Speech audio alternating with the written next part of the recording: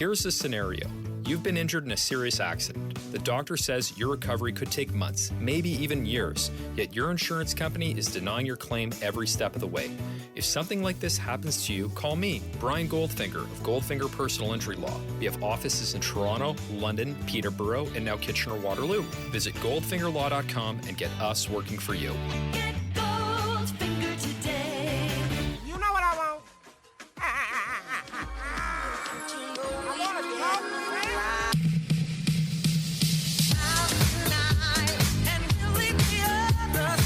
Hey, that's pretty good. The Raptors, 106-100, defeating the Atlanta Hawks. They are now 25-23 on the season. A quality win against the Hawks, who were without Trae Young. So there was obviously a point of emphasis for the Raptors that they could take some things away from the Hawks that they typically have without even having to do anything, just by proxy of Trae missing. And the Hawks responded by giving more ball handling opportunities and responsibility to the likes of Kevin Huerter, DeAndre Hunter, and Bogdan Bogdanovic. And that actually went pretty damn well for them. 26 for Huerter on 12 shots, 9 for 12 from the field in this game. Pretty nutty. 5 for 6 from downtown. Bogdanovic, 7 of 16. Obviously not the same thing, but he gave you 18, 5, and 4. And then DeAndre Hunter being the guy who the Raptors were rotating back to a lot of the times because the breakdowns were coming elsewhere, and just doing a fantastic job of kind of splitting into the middle of the Raptors defense, hitting some jumpers, and allowing for that release valve. But the Raptors hold them to 100 at the end of things, score 106 themselves, largely behind the offensive stylings of Gary Trent Jr. and Pascal Siakam. Gary Trent Jr. with, I think, my favorite adjustment-based game that he's had all year. His first half, tons and tons of stuff off the dribble. He finishes 3 for 11 shooting in that half, and I think he was 3 for 4 to open things up. He's just hitting a lot. And at the end of this game, he's 10 for 22 from the field, 9 of 15 from 3. And the adjustment came. He went 7 for 11, I believe, in the second half from the floor. And the coolest thing about that was that he stopped trying to do as much stuff off the dribble, started being a little bit more active in the Raptors' set actions, and also was mirroring post-ups and drives really well to put himself in a position where he could catch and shoot. And that paid huge dividends in this game because 9 of 15 is like a great, great number from downtown, and he did a lot of damage. Basically, all of his damage in the second half from catch and shoot triples. So it was awesome, awesome, awesome to see him make that adjustment. Of course, he did try a couple things that were pretty adventurous off the bounce in that second half. The one, just a really nice, like, I think it was with 2 minutes left, a really great snatchback dribble into a pull-up three. And I got to tell you, snatchbacks into pull-up threes, yeah, with a minute 30 left, they were up 98-97. Trent, kind of a screening play somewhat. They went under. They were trying to hedge, so he snatched it back to his right, hit a triple. Big shot. Well done. And he also had a pull-up from, I don't know, like 28 feet to end the third quarter, which was his 5th triple of that quarter. The other 4 were all catch and shoot, and there was like a hammer action they ran. Then the rest was him mirroring. Well, they actually ran like a staggered set for him to come up towards the middle, similar to a pin down, if you know what a pin down is, coming up towards the ball. And hell yeah, really, really great movement from him and even better shooting. So to see him do that and then mix in just a little smidge of off the bounce stuff was super awesome because he did start the game out 3 for 11. And yeah, it was with Pascal out to start the game because Pascal, ever the victim of like a terrible, terrible whistle. John Collins, he got the charge when John Collins had both of his feet in the charge circle. And then he got a pretty ticky-tack call on the other side of things. So they took him out early. And with Fred finishing at 6 of 20 in this game, OG finishing at 6 of 13, but he's not really, OG in this game wasn't giving you a bunch of creation. That's just not the way it broke out. So Gary was left to his own devices to try and create a lot off the dribble. That didn't go so well in the first half, but with Pascal re-entering back into the game, a better looking offense, especially in that third quarter, I think they scored 32. In fact, they outscored the Hawks by 17 in the third quarter. We saw Gary just able to kind of shift back into ultra shooter mode. You see the shades of like when he started popping off in the league, it was playing around the heliocentric force of Damian Lillard and getting open and shooting really well from downtown and then being stingy on defense. And then also CJ McCollum kind of factoring in as well. That was really great to see because I've been waiting, with these big shooting games that he's had, I have been kind of sitting on my hands. Like the mid range jumpers are great. You can, if you listen to the Raptors Weekly podcast I did with Blake Murphy, we talk about it and we say like Devin Booker, Kevin Durant, and Seth Curry are the only guys who shoot as much from the long mid range as Gary and shoot as good as him. So he's in super elite class there, but it's not the best shot in basketball. You love it as a counter. It's really nice that he can get to it at the end of the shot clock. But a game like this, where you see him transition his play style, immediately reap the rewards, and you say, right, the possessions where he's handling and getting to like 18 feet and putting up shots, those aren't the best way to optimize this dude. Of course, he still has the freedom to do that. But to see him go off in that third quarter, largely because he was getting open and they were leaning on his shooting as an open guy, that was awesome. I loved that. Four straight games with 30 points, I believe. And so that's the first guy to do it. You probably, if you watched the game, you heard it on the broadcast a few times, but first guy to do that since Kawhi Leonard and fifth person in Raptors history to do it. I don't know the other three. Well, I guess DeMar would be one for sure, and then you're probably looking at Vince as well. I don't know who the other one would be. That's an interesting one. But anyway, back to the start of the game. Pascal on the wrong side of a couple really tough whistles. He leaves early. The Raptors offense looks pretty shaky afterwards, and it's because, well, hey, we're not getting to the rim a ton here. And Pascal Siakam, even with Gary having just such a great game and just really putting on a show as far as jump shooting, like, hell yeah, Gary, good for you. They didn't have any rim pressure whatsoever. They had some hit aheads early in the game where Scotty and OG were actually uh they were beating them down the floor, like the likes of Capella, Collins, and those guys, and getting into a really solid positioning.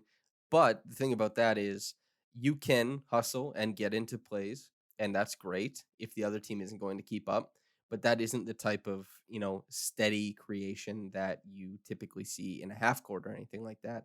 And so those types of looks, as great as they were, they can come and go pretty rapidly if if the other team feels inclined to actually run back on defense, right? That's a pretty important factor. And when you look at this game and the numbers of it, and you say, "Wow, the Raptors only got to the rim 23% of the time," and they took and 20% of their shots in this game came from the long mid range, 40% from mid range, and like 23 or sorry 32% above the break threes. That shot diet is not something that typically allows for the Raptors to be a healthy, functioning offense, and they really weren't in this game. It was a lot of work being done largely by Gary as a shooter and play finisher, especially in the second half. What a performance! And then Pascal, who I what did he finish with in this game? I think 25 points, 6 boards, 4 assists, 2 steals, 2 blocks, and Pascal was quite. He was the lone rim pressure guy for the Raptors, and that has been the case for some time. OG can do it depending on how deep he gets the ball and how the defense kind of wants to play him as far as rotating over, doubling, all that kind of stuff. But Pascal has been doubled on more than 30% of his possessions this season. And the fact that he's still able to get downhill that much against these types of tuned into him defenses really speaks to the pacing and the ability to kind of change up speeds, adapt, go from facing up to backing down and handle what teams are throwing at him. In this game, it was still really, really impressive. The Hawks were packing in. That's why a shooter as good as Gary Trent Jr., a shooter as good as OG Anunoby, and a shooter as good as Fred VanVleet, we get, you know, 33s from the three of them. An average, Gary took 15, Fred took 10, OG took 5. But you're looking at these are good shooters that were left open, and it was because the Hawks did want to prioritize stopping Pascal before they did anything else, and they really did a great job packing the paint. Pascal's shot making down there, it was pretty contested space, and I thought, yeah, he just did a fantastic job maneuvering. And so, as far as the shot making, on the one hand, Pascal really brought it as a guy taking it to the bucket, and Gary on the other side of things really brought it as a shooter. And you look at these guys, man, they come together, they combine for 56 points. And especially when you take into account that Pascal's defense was once again tremendous. The fact that, yeah, and Scotty Barnes actually. I would definitely, Scotty and Pascal played a lot of the front court minutes in this game defensively. And the fact that, from the front court guys, John Collins had 6, Capella had 6, Onyeka Okongwu had 9, Gallinari had 7. This was immense work from the Raptors front court, and OG was playing more of the wings in this game. I thought OG did a pretty bang up job on defense as well, but it was really special stuff from Scotty Barnes when he was the low man. Now, when Scotty was on the perimeter, I thought he struggled immensely, and he was part of quite a few mix-ups as far as X-outs and rotations. There's quite a few, I think over 10 times in this game where I saw the Raptors send, no, not on purpose, but send two guys made the same rotation. Two guys end up contesting the same 3-point shot that the guy just makes like a little shovel pass to the guy who's now wide open because they're over pursuing the ball in that way.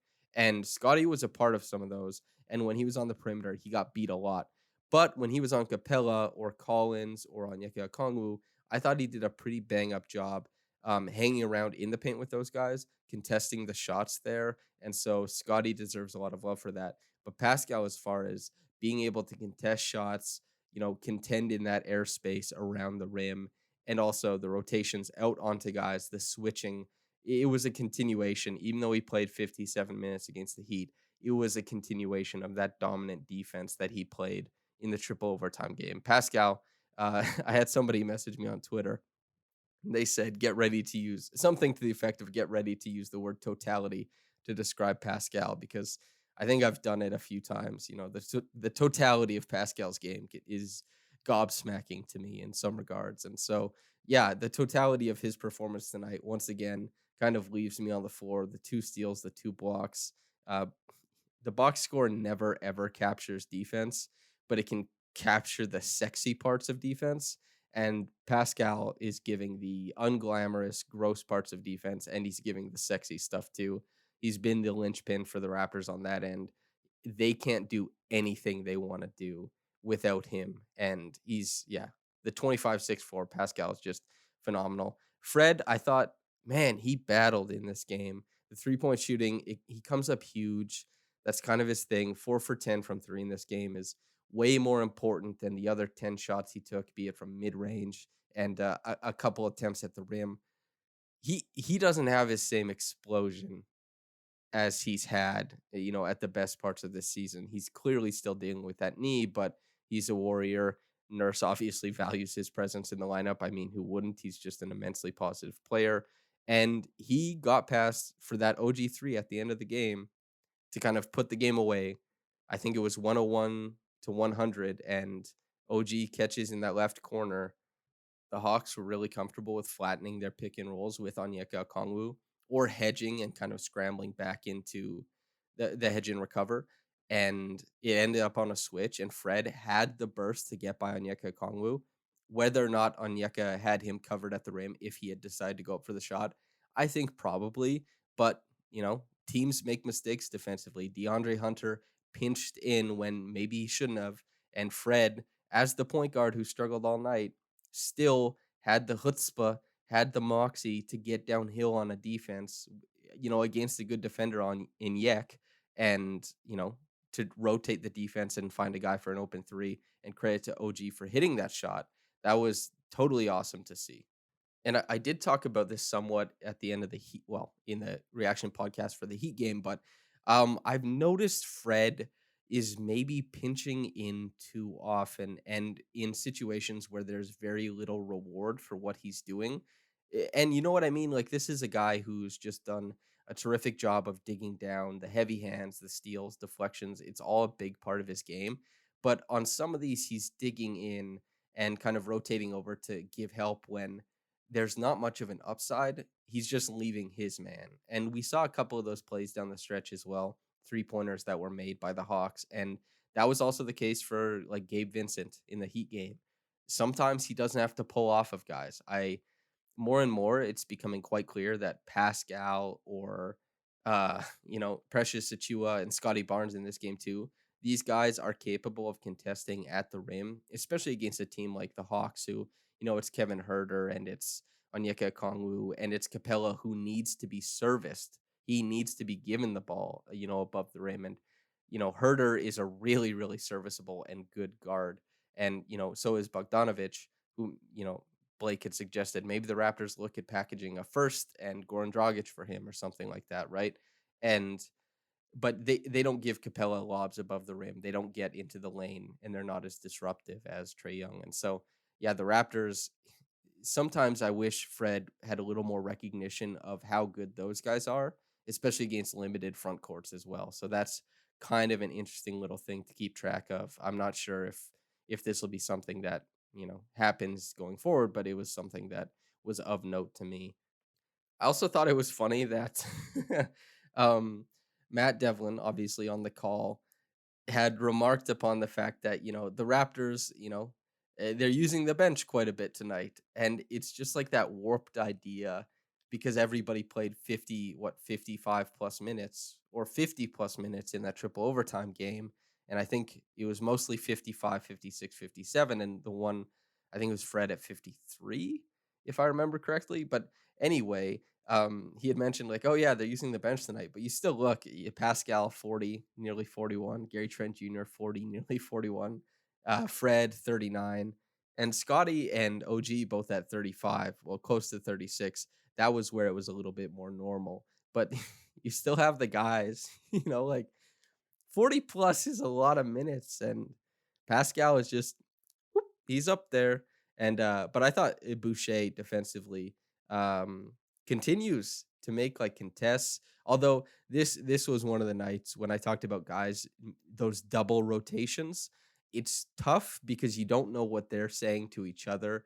Like you can tell on some plays where a guy points and says like, "That's who you're taking. I'm covering to this spot." And if that guy just ignores a point and funnels down to somebody else and a shooter is left open, that's when you say you have to respect the guy pointing and directing defense, because what else do you do? Because that guy's made his decision. He's saying, I need help here. You just have to go. It doesn't matter whether you want to. It doesn't matter whether you think it's the scheme or not.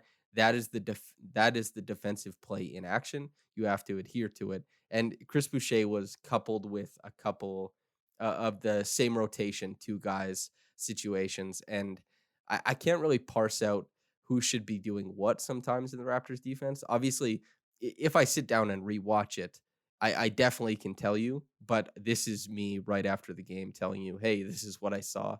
And so Boucher, Barnes, and Achua all were involved in a few of those. And so you're just kind of left to wonder, like, hey, I don't know what's really happening here. I guess we'll see. And I honestly, I just hope it stops happening, because with Chris Boucher, this is something we saw earlier in the season. He was involved in these kind of defensive muck-ups, but he hasn't been. Like his X outs have been pretty crisp. His rotations have been pretty crisp, and the help side defense at the rim has been pretty crisp. And the rebounding hasn't gotten to a place where the Raptors are really healthy on the defensive rebounding type of stuff. But I tell you what, Chris has been pretty sharp defensively. So this game was maybe a letdown. I'd have to rewatch everything, but I'm just putting it out there that he was involved in some, let's say, not so great defensive sequences. Precious he had one bad stretch and one good stretch. The good stretch was really, really great because the defense was quite tight, and he changed quite a few shots at the rim. Precious has this ability, and you saw it in this game. I believe it was on. He had one on Capella and one on Onyeka Kongwu, where you think he's dead to rights. You just think the ball is in the bucket, and Precious really has an ability to change shots, and he continues to impress me. He hit a three in that same stretch where the defense looked pretty good. He kind of got on the defensive glass a little bit, but Obviously, the Raptors, they have their starting lineup right now. They're playing small. Pascal, Scotty, OG, those guys, depending on who the opposing front court is, they make up the front court. OG has played center against Kristaps Porzingis. Scotty played center against Bam Adebayo, and Pascal, he's played center against quite a few other teams. Although typically he's playing the power forward spot because that's just the way it shakes out. But he does play center against some teams, and so those guys are going to play that way. And so Precious, with those three healthy and with the Raptors getting a good return, there's a little bit less as far as minutes, and especially with Delano Banton and Justin Champagnie getting some minutes in this one, and Scotty and OG being the guys taking off the floor, the super weird big lineups that the Raptors tend to run weren't as big a factor in this game, at least not as much as they are in some other games. So it was a little bit muted from both of them. Delano, 2 steals because of course he got blocked twice, but you love that he's active in passing lanes and then willing to attack and cut on the offensive end. And Justin Champagnie, uh, offensive board, put back and had a foul where it looked like he was about to grab another one. That's his whole deal. Justin Champagnie, maybe some games he'll hit threes. He had the one game where he hit four, I think, and that was awesome to see. The Raptors have, marched him out against some of the better offensive superstars in the NBA just because they kind of want to give other guys a rest and see how he does, like Shea, Giannis, players of that ilk, right? And so you never know what Champagnie is going to be doing defensively. He's quite versatile on that end, even if it's maybe not overwhelmingly positive.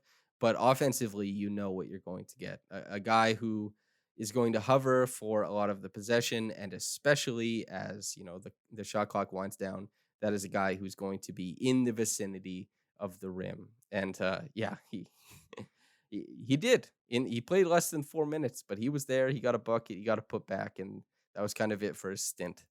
Overall, though, I thought the Raptors did a pretty good job handling the Hawks in this game. Obviously, Bogdanovich and Herter shook loose for way too many opportunities.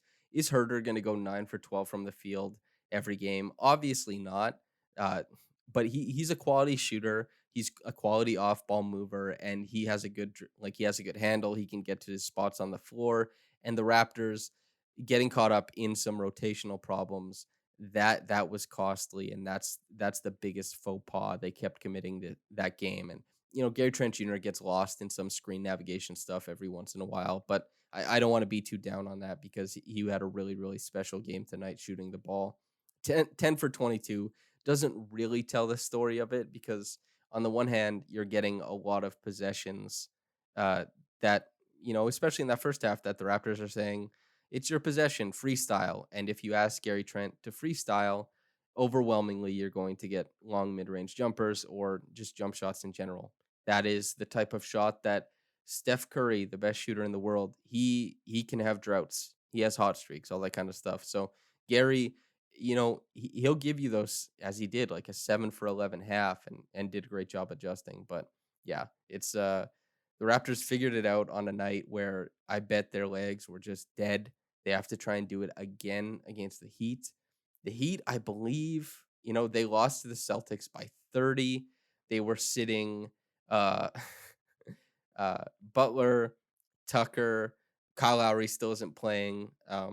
He's been out for, I think, 8 games in a row now. But so they're resting guys, obviously, to kind of gear up for the Raptors game. And I guess we'll see how that goes. It should be interesting.